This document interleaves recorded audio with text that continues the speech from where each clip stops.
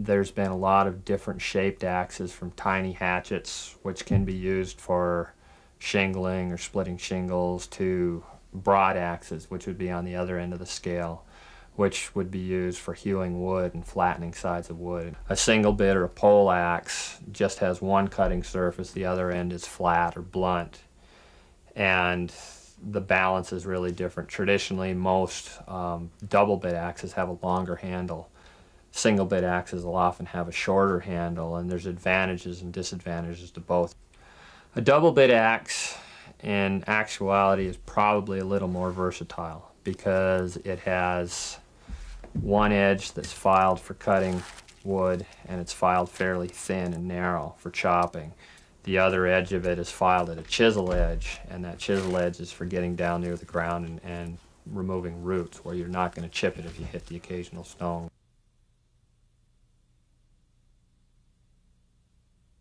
An axe, if it's used properly, is a real safe tool. An axe, if you cut corners, it can be a real dangerous tool. The one thing that we've seen in the past that have been injury related, and injuries to ankles or feet, has come down to one simple thing. If when you're chopping on a log, if you never let your axe handle break a plane that's parallel with the ground as you're chopping, then you can't cut your feet. And the only time we break that rule is when we're chopping with the log between our body and the axe head. If you've already made the decision to chop the log, the first thing I do again is look at the log, figure out what I'm going to do with it. Where's the best place to chop it? If you're limbing on a downed log, you should try to be limbing the log on the opposite side from where you're standing. In other words, keep the log between you and your axe. The second part is when you're limbing, a lot of times you'll see that the axe head goes through some of the limbs real easy, so it's pretty easy to get wild in a situation like that. So you should be really clear on where other people are, and you should be really clear on where your swing is going. Yeah, there's a lot of times when, no matter how hard you try, you have to limb on the same side of the log that you're standing on.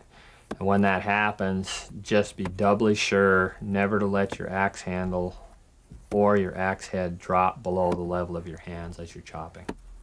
The third is when you're swinging, is to make sure that you have a clear area within the complete radius or arc of your swing. When you're doing that, you don't want your axe, when it's over your head, even to hit a little branch. So sometimes there might be a little branch that's out of the radius of your swing, but it's going to be catching your eye and it's going to be interfering with your vision the whole time.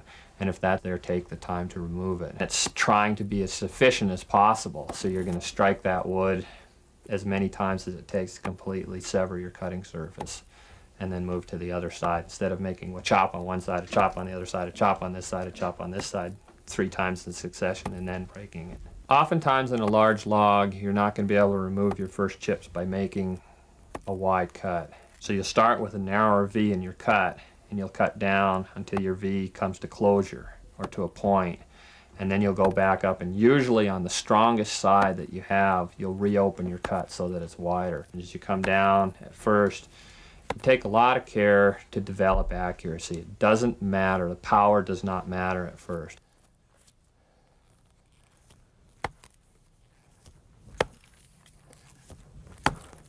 Again, I'm flexing at the knees, especially when I get near this part of the cut, so my axe handle stays parallel.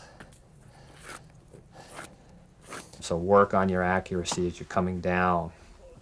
And only after you have that balance and that accuracy, then power becomes the third part of the equation. Wait until you're good at chopping before you try to put power into it. A lot of times when you're swinging and you pick the axe up and it goes back past your head on either side, and you'll catch out of the corner of your eye a little chip of wood that's stuck on the axe blade. You should not try to power through that chip. When you try to power down through it, it can deflect your axe and you can end up with an injury.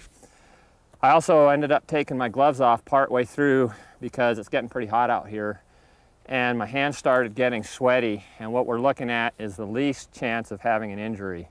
And with sweaty hands and the chance of the axe slipping out of your gloves or your hands, it's not worth it. So always do whatever you can to minimize the possibility of an injury to yourself or anybody around you.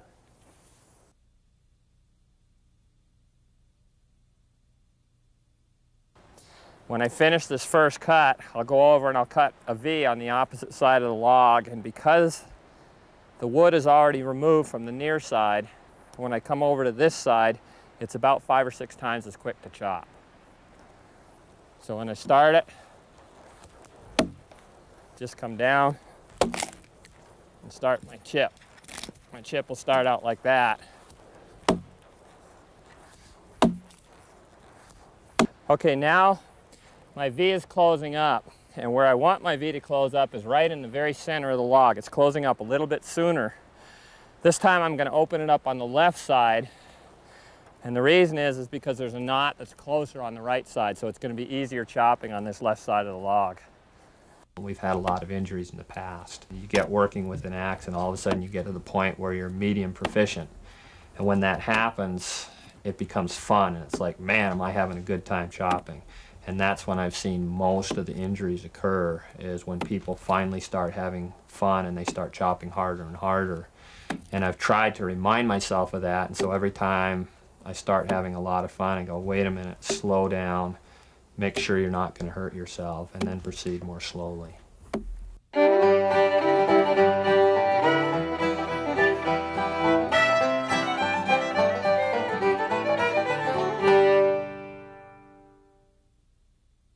I've used a lot of sledgehammers in trail work because I worked in rocky country, and we've got hammers ranging from 3 to 20 pounds with round heads, square heads, and chisel or peen-shaped heads.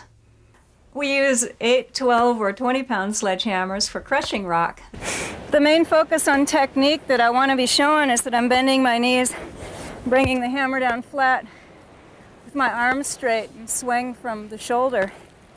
For shaping rocks, you can use 4, 8, or 12-pound spalling hammers, and they have a peen on one end that you can split the rock with by hitting a line of blows along where you want it to break. And the 4-pound ones are really handy for shaping rocks to build water bars or walls with. And we use the 3, 4, 5-pound hammers for chinking rocks into walls, for driving stakes, for driving feathers and wedges to split rocks, and for shaping rock. A lot of times we'll use big, heavy mauls for moving or locating timbers, but that's a real different job than when you're moving rock.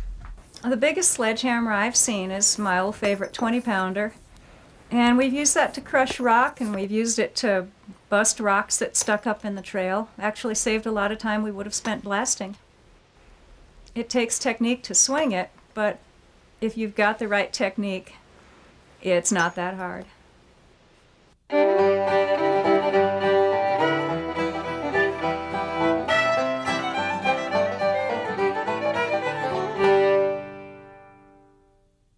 People use adze hoes and grub hoes in areas of the country where there's a lot of loose, light soil and maybe some root structure in there. The adze hoe is sharpened so it'll cut through those roots, and you can pull the dirt towards you when you're digging in a trail bench. There are all kinds of shovels. I like the long-handled, wide-bladed shovel for moving dirt. In a lot of trail jobs you need to be able to throw dirt from one place to another, and for that you need a big wide-bladed shovel with a long handle.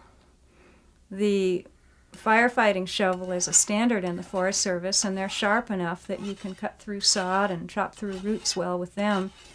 When I'm using a shovel, I use my foot to drive the blade into the dirt, and then I lever it across my knees or thighs. I can also use a shovel to scrape by levering it against my body. It's a lot easier on your back that way. If you're digging a lot of things up, you're probably going to need a bar as well as a shovel. The tamping bar is usually 5 or 6 feet long and round and has a flat paddle blade on one end and a big round flattened tamping end on the other. And they're good for digging post holes and tamping the dirt back in, but they're not good for prying.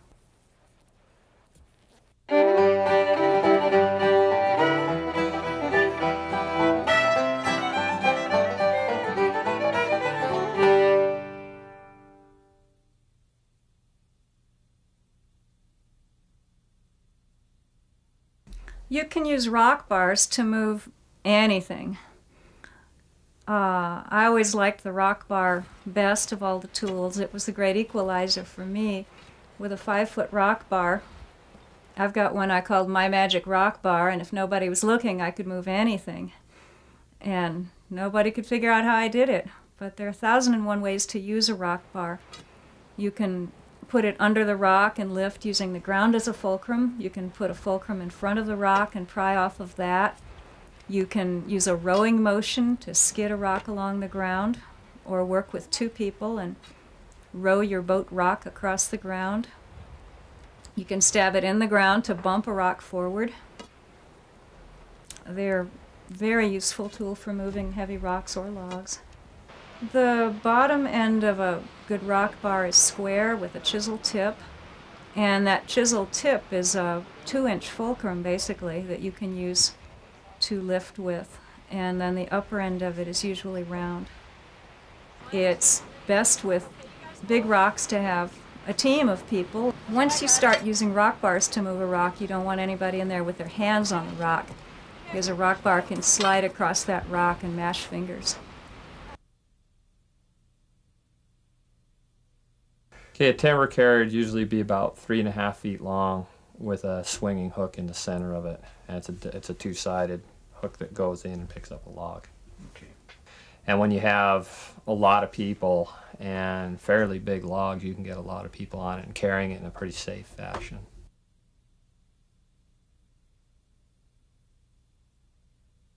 A draw knife, again, is one of those tools that looks like it's pretty simple, but people that are really good at peeling with it, you'll see they have a very definite technique.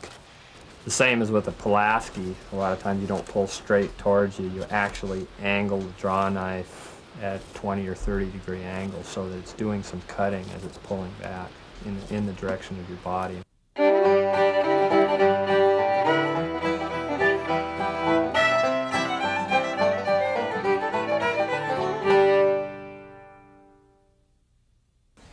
On an axe like this axe, the handle's been in about 10 years and it's beginning to warp. There's no cracks in it or anything like that, but it's still not worth keeping because something's going to happen to this eventually. So we're going to replace the head on this. And if you're taking the time to go through and put a new handle into a tool and do it properly, you might as well select a good handle rather than use one that's poor. One thing that we look at right off the bat is the handle straight?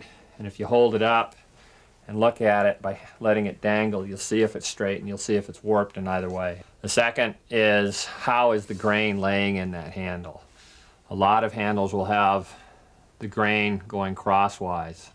And when you're thinking about a cross grain and then you're striking down with that tool like this, there's a real good chance of that handle separating sometime later during the use. So for the maximum strength for the wood that's involved, we look for grain that runs straight, right down through the length of the handle. And that grain should be fairly tight with tighter growth rings, because the tighter growth rings mean a stronger piece of wood. Other times, and you'll see this more commonly, you'll have the sapwood and the other harder wood, which is, there's a line between it. One of the wood's white and one is darker. When you have something like that, again, if you're using it, that wood will expand and contract at different rates. And through work, there's a good chance that even if it's a straight grained handle with these different colored woods, you're going to end up with this handle not lasting anywhere near as long as it would with a real nice, straight, tight grained handle like this first one.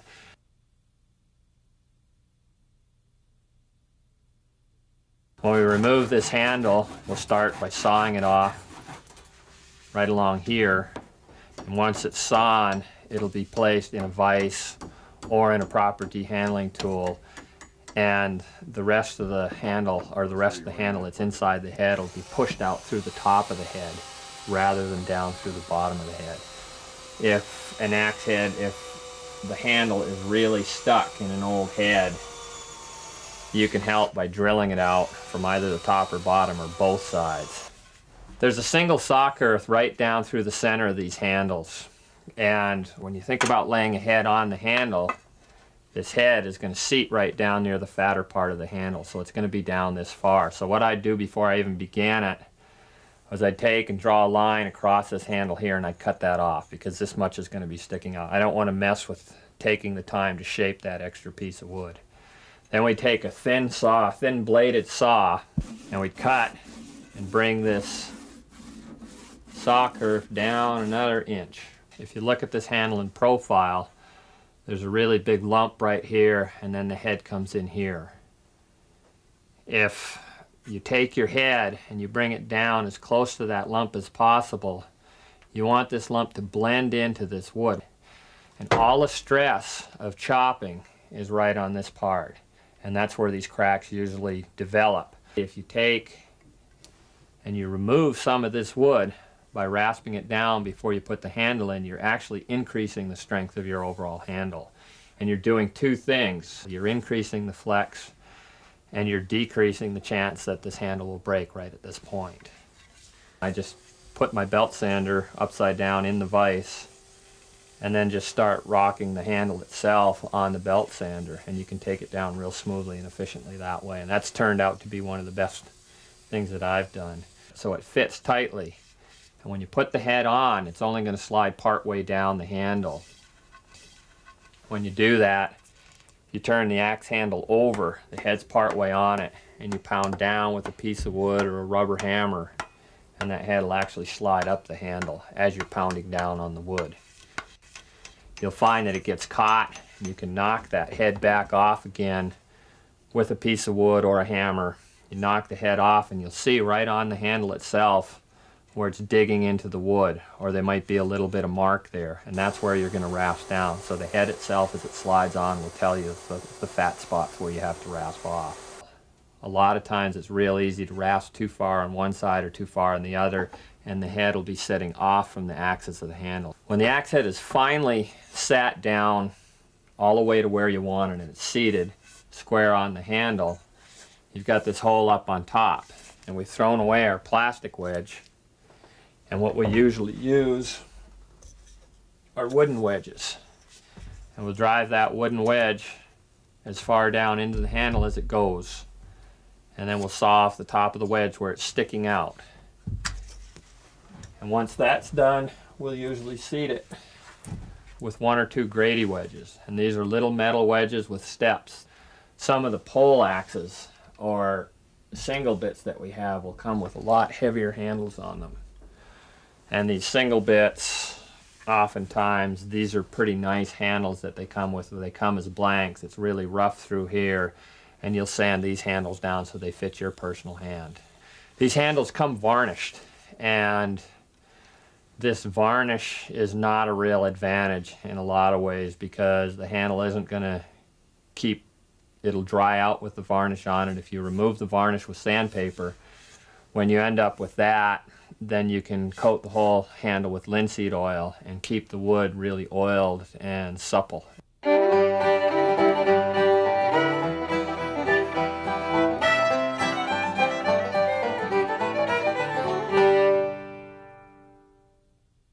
Anytime we're dealing with work with cutting implements, whether they're tools or knives or saws, the sharper they are and the better shape they are, the more effective they're going to be.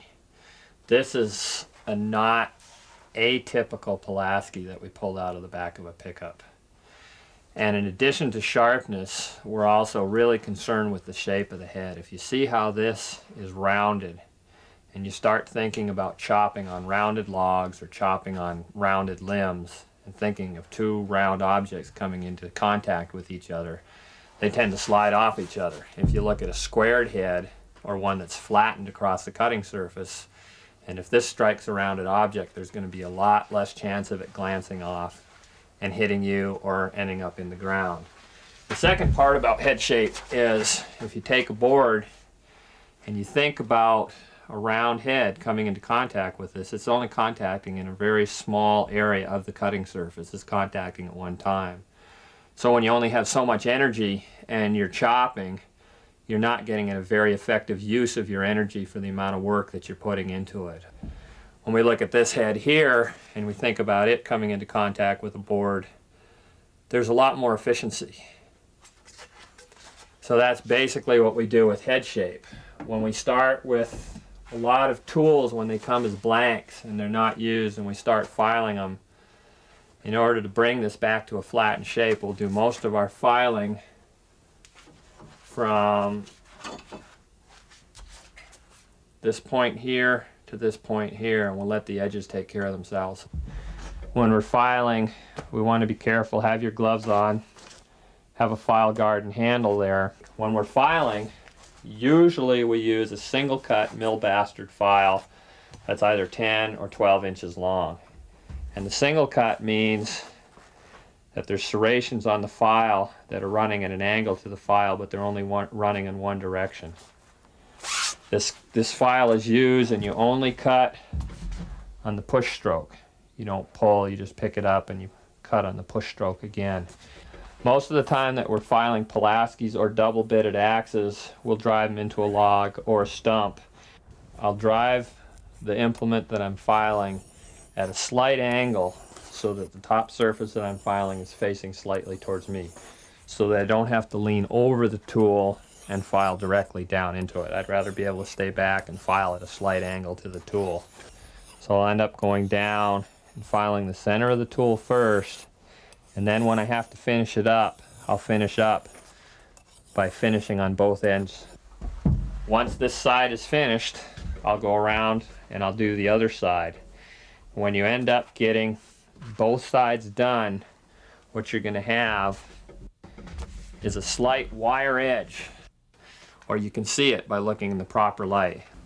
That wire edge can also be taken off with an axe stone.